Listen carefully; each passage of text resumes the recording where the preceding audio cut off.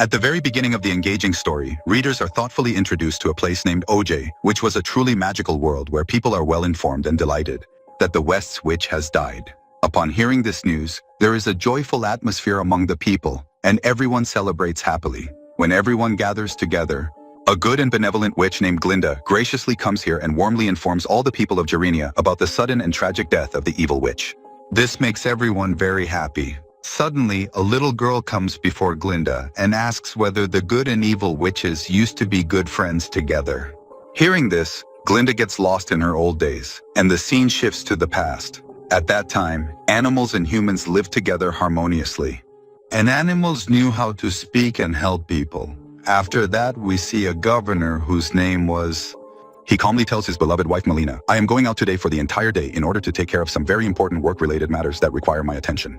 Upon hearing this, Melina becomes very happy and happily bids him farewell.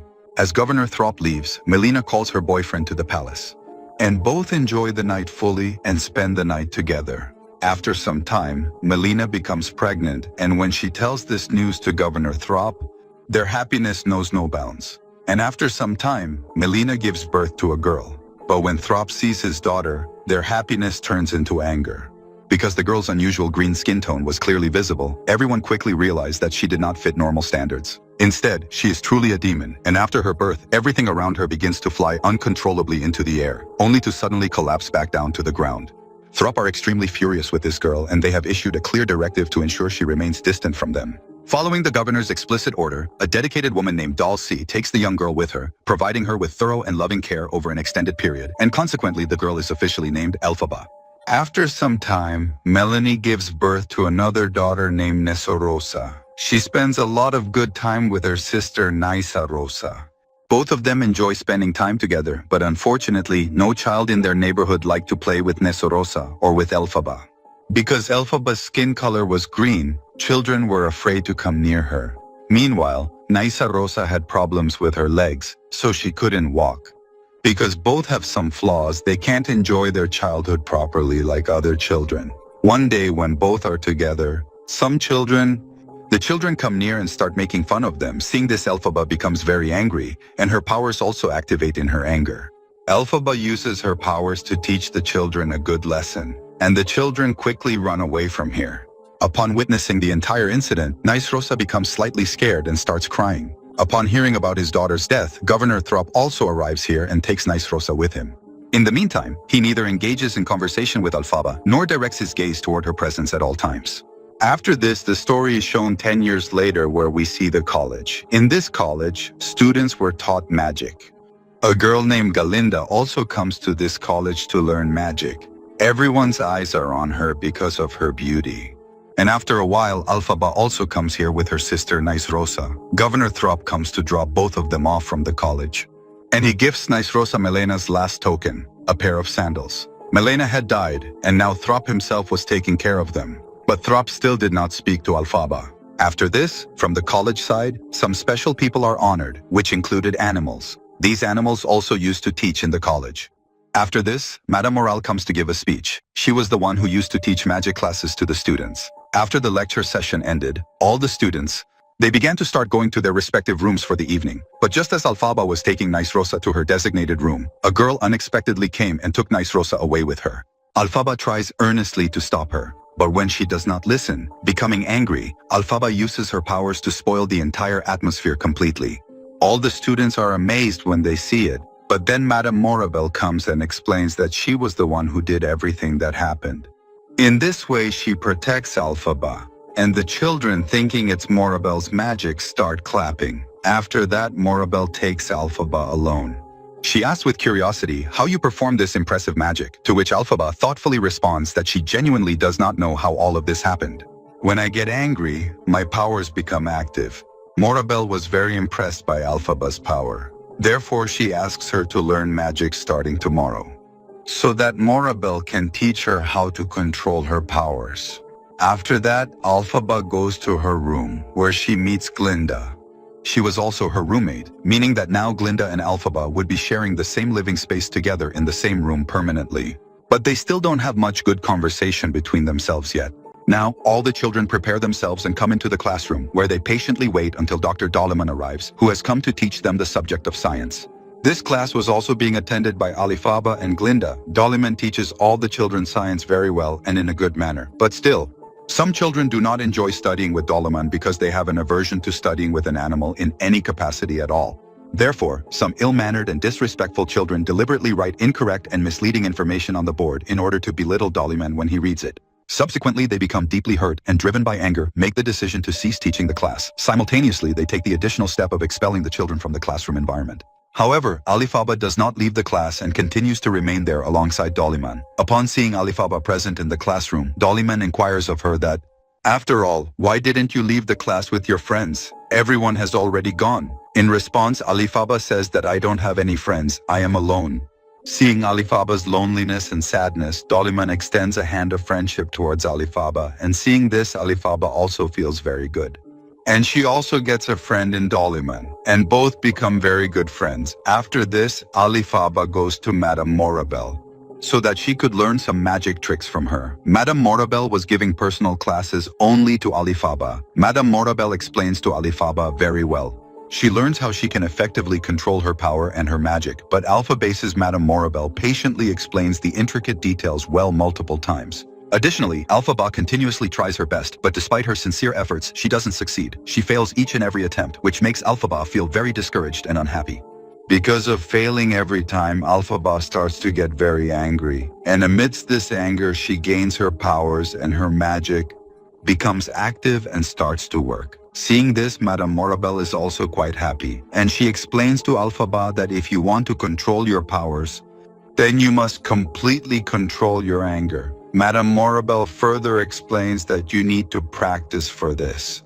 No task can ever be completed at once. Alphaba also understands Morabel's words well. At night, when Alphaba stands alone at the window, then her gaze falls on Dr. Doliman outside. He was going alone somewhere through the deserted forest path in the darkness of night. Seeing this, Alphaba feels quite strange.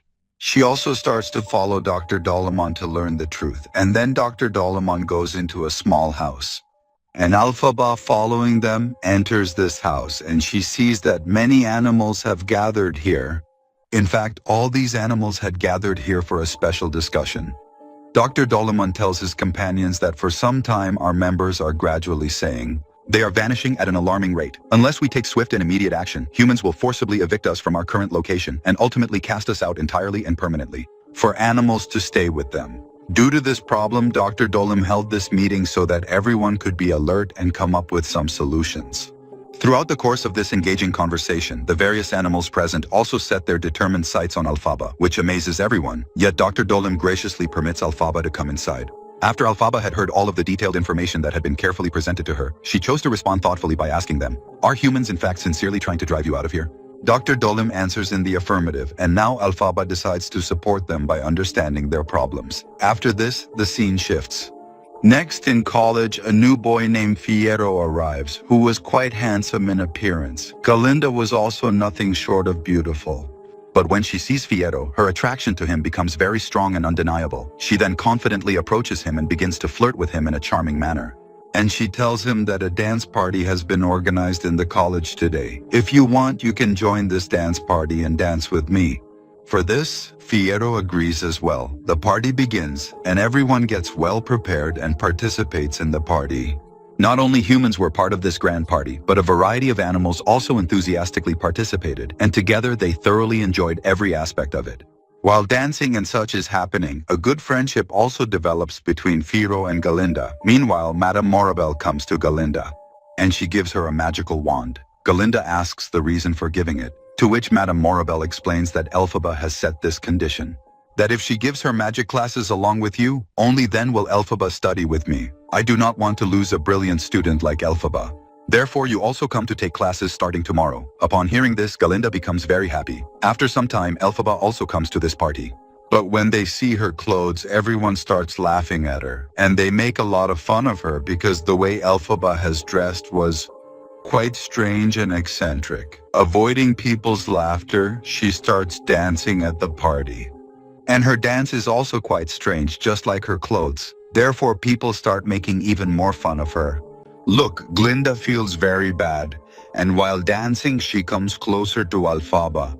Following her steps, she begins to dance with her. Seeing this, Alphaba also gains courage. The people present at the party start dancing after watching their dance steps. Seeing all of this makes Alphaba feel extremely good, and she warmly hugs Glinda, expressing her happiness. The two become close friends and now happily stay together in the same room, sharing joyful moments every day. Where they used to have banter before, now they behave like best friends. Additionally, Glinda also helps Alphaba with dressing up. In this way, they spend good time together. The next day, when Dr. Dollyman comes to empower the students in class, after a while during the class, soldiers also arrive here. And insulting Dr. Dollyman, they pull them out to take them outside. Alphaba steps forward to save Dr. Dollyman, but it does not help.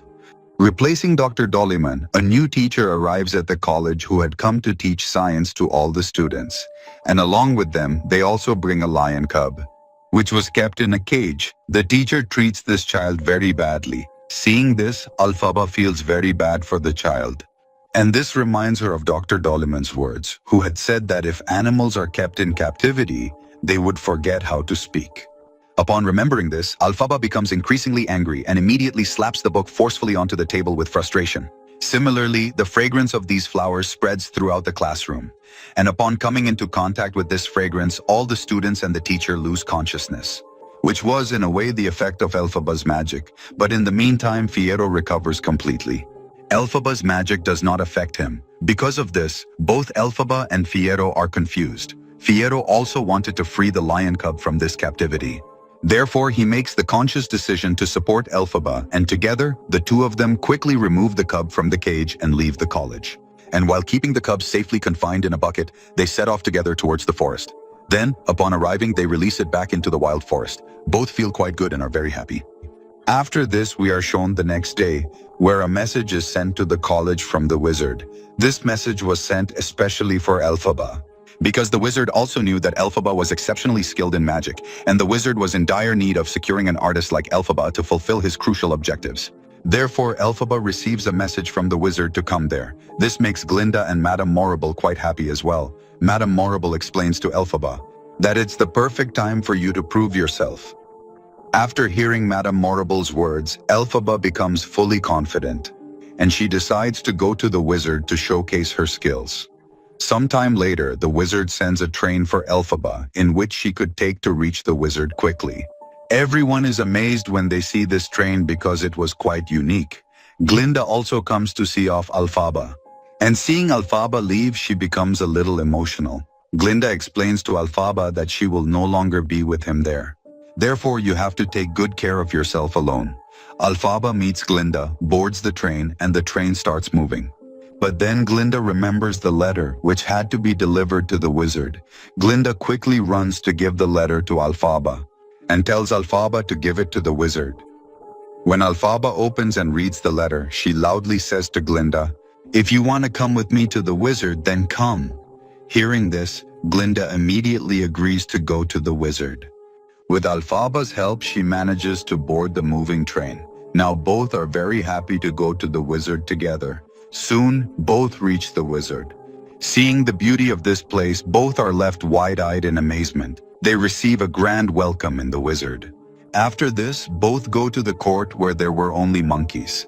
This court was also where soldiers used to work. A monkey takes both of them inside. There they meet a sorcerer who was quite a talented and powerful wizard in the vast and wondrous magic world. This wise wizard tells Glinda and Alphaba important secrets. Our goal is to make your college even better. To achieve this, we are also working on creating a path from wizard to the college. However, we are currently unable to decide which specific color of paint should be used on this particular path. Therefore, we kindly request both of your assistance and expertise. Things were happening when Madame Morel arrives here, and upon seeing her, both of them become very happy. Madame Morel gently tells them about a special and significant book, and clearly states that this remarkable book is incredibly powerful in everything that is written within its ancient and mystical pages.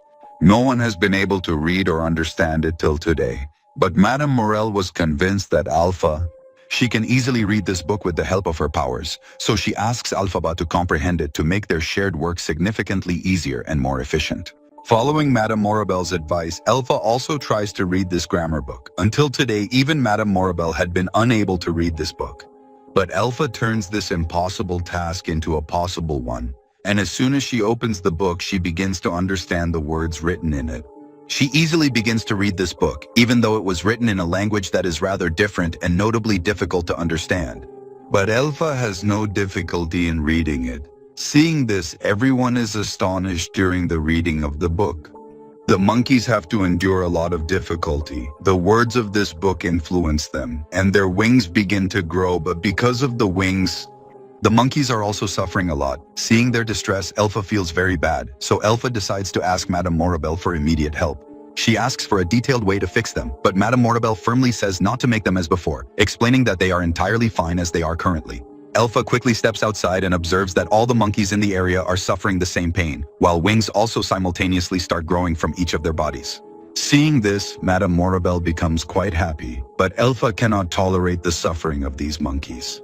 Therefore, she asks Morabel to fix them with water, but Madame Morabel clearly refuses, and to Elpha, they say that now all these monkeys will act as spies for us. They will reveal the enemy's secrets. These monkeys, because of espionage, no animal will come around us anymore, which is good for us humans. Madame Morabel asks to include Elphaba in this whole scheme. She says, however, Elphaba refuses and realizes that the spell Madame Morabel had her recite to fulfill her own agenda was all a trick. And it was all a ploy. Elphaba stands against Madame Morabel because Madame Morabel's aim was to keep animals away from humans, so that humans could prosper, but Elphaba empathizes with the animals. She couldn't bear to see anything bad happening to them. Therefore, she gives them a book to recite the spell again so that everything can return to how it was before, but it doesn't help. Because the spell could no longer do anything like it had before, Elphaba doesn't give up but instead takes the book and goes outside resolutely to find a way to reverse the spell, so that they can somehow fix everything with this book. Seeing Elphaba fleeing, Madame Morabel quickly goes to the monkeys, and she incites them against Elphaba with her agitating words. Madame Morabel tells the monkeys that no one is responsible for your current state. Rather, it is that green girl who has caused you so much pain and is now trying to escape from here. Upon hearing this, all the monkeys begin to see Elphaba as their enemy. They start trying to capture her to take revenge, so they can present her before Madame Morabel. Along with the monkey army, human soldiers also join in the search for Elphaba, and Elphaba keeps evading them all. Meanwhile, Glinda also approaches Elphaba to offer her heartfelt and sincere help and kindly tells her that she should decisively side with those loyal and trustworthy people, because what they are doing is for the good of all of us. But Elphaba does not listen to Glinda and tells her that their aim is not for the welfare of humans, but to keep the animals away from us. They want to keep them caged, which I do not want to allow. When Elphaba leaves here, she realizes that some soldiers are coming towards her. She quickly starts chanting the spells written in her book. She begins. Elphaba thinks that by reciting these spells again, everything will return to how it was, but it does not happen. Instead, a broom begins to rapidly approach towards her, and after observing its unusual movement and shimmering appearance, she realizes it's not an ordinary broom but a magical broom, so Elphaba decides to keep it with her. At that moment, the soldiers made multiple attempts to forcefully break down the door and gain entry. Before they were able to capture her, Elphaba swiftly devised a strategic plan to escape from that location, and she earnestly asks Glinda to accompany her on the long journey as well. But Glinda politely refuses to come along because her lifelong dream was to learn and master the complex magic, which she was determined to pursue diligently. After fully understanding Glinda's words, Elphaba decides to leave her alone. However, in the meantime, enemy soldiers manage to infiltrate the area and successfully capture Glinda. Subsequently, they attempted to capture Elphaba, but she resisted their control, and as a result, her power was activated at this particular location. With this magical broom, Elphaba jumps down from the building. With the help of the magical broom, Elphaba also starts flying in the air. The monkeys also diligently attempt to catch her by flying swiftly with their strong wings, but unfortunately, it's no use. Elphaba cunningly outsmarts the persistent monkeys and successfully escapes. Additionally, she successfully manages to seize and absorb the wizard's powerful magical abilities. Glinda continues to stay alongside Madame Morel, and with these pivotal new developments, the movie reaches its final conclusion. Thank you all for watching.